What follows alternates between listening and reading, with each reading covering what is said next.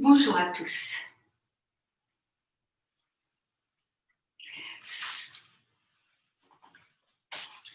Ce matin, j'aimerais parler de recevoir.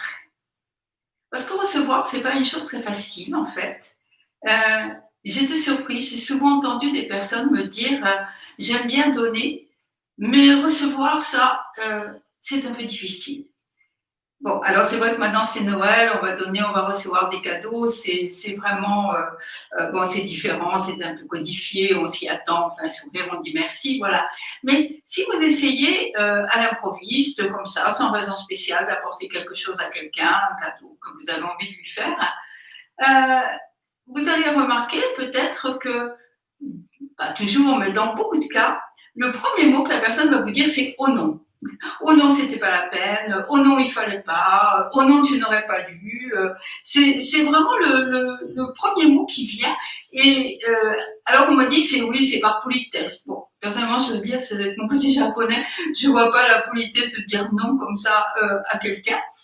Et il me semble, alors je regarde d'un petit peu plus près, un peu avec le microscope dont on s'est servi jusqu'à présent, il me semble que recevoir sans pouvoir tout de suite donner une contrepartie, un contre-don, en quelque sorte, ça nous met un petit peu dans une position de déséquilibre. En tout cas, c'est ce qu'on ressent, hein, dans une position de déséquilibre par rapport à la personne, comme si elle avait un petit peu une emprise sur nous, parce qu'elle nous a donné quelque chose.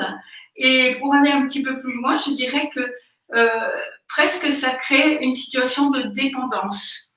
Et bien sûr, dépendre des autres, c'est en général, quand on parle, c'est la chose qui fait la plus peur. On ne veut pas dépendre des autres. On va entendre souvent des choses comme moi, je me débrouille seule, moi, je demande rien à personne. Et ça, cette expression, moi, je demande rien à personne, elle est incroyable parce qu'il n'y a pas d'expression plus fausse que ça. Parce qu'à chaque instant, qu'on demande ou pas, tout ce qu'on a, on le reçoit des autres personnes. Et si vous avez pris du pain ce matin au petit déjeuner, ben c'est parce qu'il y a un boulanger qui s'est levé dans la nuit pour faire le pain. Et les fruits, les légumes, tout ce que vous allez manger, c'est parce qu'il y a des gens qui ont cultivé, travaillé. Et donc, c'est impossible de dire je ne demande rien à personne. Mais bien sûr, là, il va y avoir autre chose. Les gens vont dire ah oui, mais attention, je paye. Bon, alors, imaginez, vous faites naufrage. Ok, vous arrivez sur une île déserte, mais vous avez votre portefeuille avec vos cartes de crédit dedans, impeccable. Seulement, une fois que vous avez mangé vos cartes de crédit, vous avez tous les risques de mourir de faim. Parce qu'en fait, ce sont les personnes autour de nous qui nous font vivre. C'est grâce aux autres que nous pouvons à chaque instant utiliser les choses, manger, nous nourrir, nous abriter, nous vêtir, etc. Tout ça. Alors, je dis les personnes parce que, bien sûr, nous avons aussi de plus en plus la reconnaissance nécessaire envers le soleil, la lune, la pluie, la terre, tout ça. C'est absolument une prise de conscience absolument indispensable.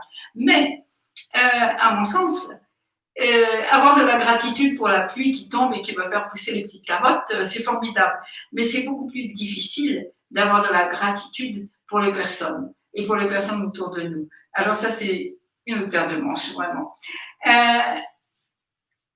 Recevoir, c'est un sujet, c'est une question que je connais bien. Parce que dans notre lignage, dans le lignage de Maître Moriyama, nous sommes monastiques. Ça veut dire que nous vivons dans des temples, dans des lieux qui deviennent des temples, et nous n'avons pas de travail au sens de travail salarié. Nous ne vivons que grâce à ce que nous recevons. Nous ne vivons que grâce à des dons et grâce à des aumônes. Et ça, c'est une des spécificités du temple de mon maître, du temple de Suigakuin. Voilà, je ne devrais pas dire temple en fait, parce qu'un temple au Japon, c'est un endroit qui est en ville, qui a des paroissiens, qui fait des cérémonies, qui s'occupe des enterrements. Il y a un cimetière en général à côté des temples. Ça, c'est le fonctionnement des temples au Japon. Mais ce que mon maître a fondé, en fait, c'est davantage un monastère, c'est-à-dire un lieu de pratique de la voie, et spécifiquement de pratique de la voie de Maître Dogen. Et pour soutenir le temple matériellement, bon, alors il n'y a pas grand-chose à soutenir matériellement parce que je vais raconter Zulka Queen, je vais raconter mon maître, tout ça. Je ne l'ai pas encore fait, mais je vais avoir du temps pour le faire, je pense, à cette fin d'année. Donc il n'y a pas grand-chose à soutenir parce que le temple de mon maître, il n'y a pas d'électricité, il n'y a pas de téléphone, l'eau, elle descend d'un tuyau qui vient de la rivière. Donc, mais enfin, quand même, il faut que les gens mangent, il faut qu'il y ait un minimum d'argent, ça c'est nécessaire dans le monde où on vit. Et ce qui est reçu, c'est soit les dons que font les personnes quand elles viennent passer quelques jours. C'est ce qu'on a continué et qui continue à la demeure sans limite. Il y a un petit plateau sur l'autel et les personnes font des dons pour remercier de leur séjour. Soit au temple de mon maître, une ou deux fois par semaine, on prend son bol et tout le monde est habillé de façon spéciale avec le grand chapeau comme ça qui couvre le visage et on part dans les villages alentours pour recevoir, demander et recevoir des aumônes. C'est Takahatsu, la recherche d'aumônes. Et ça, c'est absolument indispensable au temple. Voilà, temple. Mais je veux dire temple, mais c'est pas temple, c'est monastère. Okay. Donc ça, c'est absolument indispensable à Zulgakuin parce que, d'abord, c'est la façon, c'est les moyens de vivre, les moyens d'existence.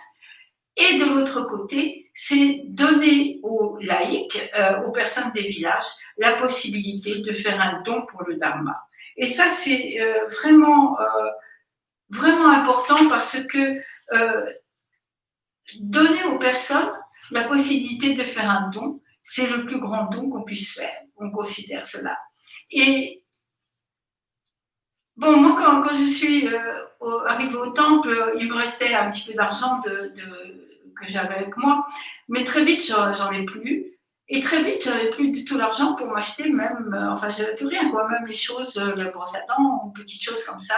Et je me suis rendu compte de ce que ça voulait dire, petit à petit, de dépendre complètement des autres et de recevoir et d'avoir une vie comme la vôtre, hein, il n'y a pas de différence, mais là, ça se voit, vraiment, on ne peut pas ne pas le voir, d'avoir une vie qui repose sur tout ce qu'on reçoit des autres. Et petit à petit, on entre dans la compréhension que recevoir, ça veut dire recevoir avec gratitude tout ce qui est donné. Et ça, dans ce tout, c'est difficile, parce que c'est recevoir sans choisir, c'est recevoir sans avoir même l'idée de repousser ce qu'on reçoit. C'est recevoir, ah oui, c'est ça, il y a le Shinjinmei, hein. Suivre la voie n'est pas difficile, il suffit de ne pas choisir. Eh bien voilà, il suffit de ne pas choisir, d'accepter de recevoir dans notre vie tout ce qui nous est donné et aussi de ne pas recevoir, parce que quand on fait Takatsu comme ça, on vient devant une maison, on chante, il ne se passe rien, on va devant une autre maison, on chante, il ne se passe rien, on va devant une autre maison, la porte s'ouvre et quelqu'un donne quelque chose, on a ce bol comme ça. Je fais ça parce que, en fait, je me suis aperçue que je pense que c'était presque toujours moi qui tenais le bol. Et puis il y a la clochette, quelqu'un avec une clochette, et puis quelqu'un avec des sacs aussi, parce que les gens donnent de l'argent, mais aussi du riz et des légumes. Et on a ce recevoir sans cesse, et tout ce qui est donné, des maisons on va donner, des gens qui vont donner, des gens qui vont pas donner, des gens qui vont donner trop. C'est l'idée quelquefois, mais ça, petit à petit, ça va disparaître et on va apprendre à recevoir avec gratitude tout ce qui nous est donné.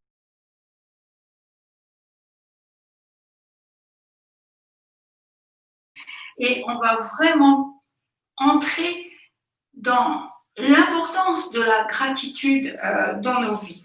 Parce que la gratitude, bon, forcément, j'y reviendrai, parce que donner et recevoir, c'est un point central dans ma vie. C'est comme ça que je vis depuis plus de 30 ans. Donc, je peux voir la gratitude, quand elle est vraiment présente en moi, à quel point elle change ma vie et à quel point elle apporte la fin, vous savez, de ce dukkha dont on a parlé, qui est toujours une petite insatisfaction, c'est pas mal, mais c'est pas tout à fait ça, etc. Et ça, la gratitude, ça l'enlève complètement, parce que la gratitude, c'est parfait, voilà, c'est bien. Bien sûr, c'est pas comme je veux, c'est pas ce que je veux, c'est pas tout ce que je veux, et parfois c'est ce que je ne veux pas. Mais la gratitude, ça nous permet de prendre tout ça et d'avoir ces sentiments d'apaisement, de satisfaction profonde. Depuis l'époque du Bouddha, c'est ainsi. Les monastiques donnent le dharma et les laïcs donnent les moyens matériels de vivre aux monastiques. C'est très important non seulement sur le plan matériel et sur le plan spirituel, mais c'est très important parce que ça change la relation. Ça permet, c'est pas une relation hiérarchique ou c'est pas une relation justement déséquilibrée, c'est une relation complètement en interdépendance. Parce que les uns ont besoin des autres et les autres ont besoin des uns et il n'y a pas de différence. Maître Dogen le dit dans le Shobogenzo, il dit que il faut savoir donner même une seule parole du Dharma. Et puis il poursuit en disant quelque chose comme gagner sa vie, construire des ponts, offrir de la nourriture, tout cela c'est aussi un don du Dharma. Pour lui, il n'y a pas de différence, c'est le geste du don qui compte. Et c'est pas la chose qui est donnée. Il n'y a pas de différence entre le Dharma et le matériel. Et donc la relation entre les laïcs et les moines, c'est vraiment une relation réciproque et une relation d'interdépendance. Voilà. Alors, si au temple, je m'habillais donc de façon spéciale, je mettais le grand chapeau, je prenais le bol et je partais avec, sous la direction du maître, bien sûr, dans les villages alentours. Depuis, j'ai continué à vivre de dons, d'aumônes, de façon différente. Donc, à la demeure sans limite, c'était en recevant l'argent sur ce petit plateau. Et je me suis posé la question, d'ailleurs, des personnes m'ont posé la question, comment recevoir des dons maintenant quand je suis là devant mon ordinateur sur cette chaîne YouTube. Et je me suis dit, mais ça n'a pas tellement d'importance, la forme. En fait, ce qui compte, c'est le cœur. Ce qui compte, c'est donner et recevoir. Ce qui compte, c'est la gratitude quand elle va comme ça des uns aux autres. Et donc, j'ai travaillé cette semaine. Bon, c'est un peu bizarre quand même, je reconnais. Mais j'ai mis sur le site de Nous asseoir ensemble, j'ai mis un bouton PayPal, oui, et j'ai mis un encadré, même où vous pouvez envoyer des chèques. J'ai pas encore trouvé pour le riz et les légumes, mais vous pouvez les déposer à la demeure sans limite, par exemple. Et je pense que vraiment, encore une fois, bon, ça me fait drôle, je reconnais, hein, parce que passer de marcher de maison en maison au Japon à mettre un bouton PayPal, à chaque fois que j'ai fait ça, c'était un petit peu compliqué. J'ai fait ça toute la semaine et je me disais quand même, c'est bizarre. Mais au fond, je pense que c'est juste. Voilà pourquoi je l'ai fait. Pour donner l'occasion que vous puissiez faire un don. Et maintenant, je voudrais, quand on va pour Takahatsu comme ça, on s'arrête donc devant chaque maison, on chante un dharani. Dharani, c'est comme un petit sutra, mais pour le son, c'est pas tant le, comment dire, ouais, c'est c'est pas tant le sens on ne connaît pas trop, ce sont des sons. Et non, là, on chante devant les maisons un dharani de protection contre les catastrophes. C'est bien, on en a toujours besoin, on va en avoir besoin. Et quand les gens donnent, on chante un deuxième dharani qui est une forme de remerciement.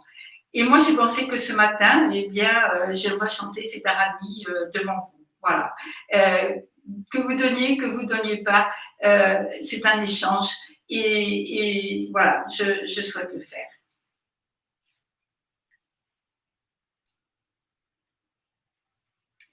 Nomo samanda mutuna no harachi kotosha sono nanto jito yen bya ki onun chihura hara chihura chishusa kishuri sowaja senchi ya chiriye somoko 財宝にセク毒無料、ダンバラ密具俗園万内地方、街道病薬。